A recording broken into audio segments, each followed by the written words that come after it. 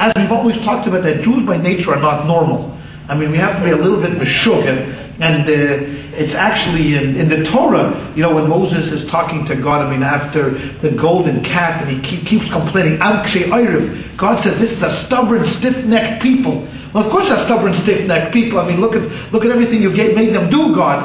I mean, just this portion, I mean, with Abraham acquiescing without really much debate about circumcision. I mean, just that should give you a little bit of an insight of what kind of a people, we are. And the fact that, we are here when the majority of nations that we talk about throughout our history are in the dustbins, are all gone, just says something about the Jews, that they're a little bit quirky, they're a little bit stubborn. I mean, they march to the beat of their own drummer. When the entire Roman world was converting to Christianity, there was but yet just one people that just refused to convert, and ironically, it was Jesus' own people. I mean, this wasn't it wasn't the Germans, and it wasn't the Indians, but it was actually the Jews who actually grew up with him and refused to convert to Judaism, or to convert to Christianity. So it talks a lot about what we're made of. So we have a lot of these idiosyncrasies that we've taken and picked up along the way, from Moses all the way to the United States of America.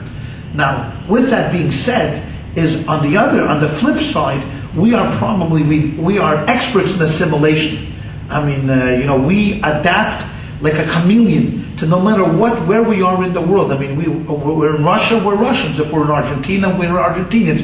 We're Iran, we're Persians. I mean, we're all over the world. I mean, we know first and foremost that we got to survive. That's the name of the game. So we walk in this very fine line of what we call schizophrenia. So we walk this very fine line of schizophrenia, where, on one hand, we're Lisa Christel, we say in the Yiddish expression, the way the Christian world goes, the Jews follow along, and at the same time we try our best not to follow along and to blaze our own trail, which obviously lends to a lot of different psychosis within the Jewish community, like guilt and all of the other stuff that that we have. I mean, the difference between an Italian grandmother and a Jewish grandmother. We talked about this on Shabbos. An Italian grandmother will tell her grandson, Tony, if you don't eat the macaroni, I'm going to kill you. And a Jewish grandmother will say, Yankel, if you don't eat the macaroni, I'll kill myself.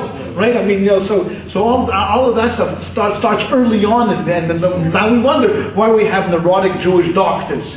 All that stuff. But they tell the story of a report that came out that was devastating in the scientific report, that because of the ozone layer, and we know what's going on here with global warming, that in a short while the polar ice cap is going to melt. Now, you know what happens if the polar ice cap melts? I mean, the Arctic Ocean floods, and if the Arctic Ocean floods, then what happens, it flows into the Atlantic Ocean, which then flows into the Pacific Ocean. Everything's going to flood. It's going to make the tsunami look like, like a day at the beach. And before you know it, all of civilization that we know is going to be gone. And unfortunately, we don't have much time. This is all going to happen in a matter of 3 weeks.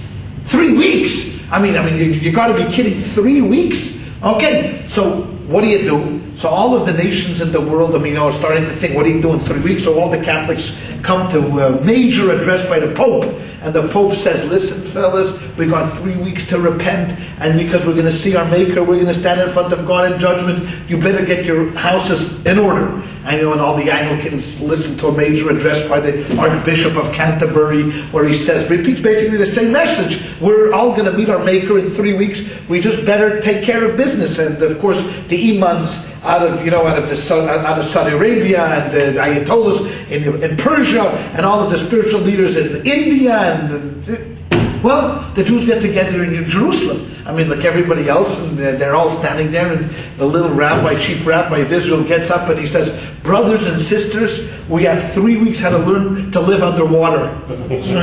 Right? Because no matter what, we are going to survive.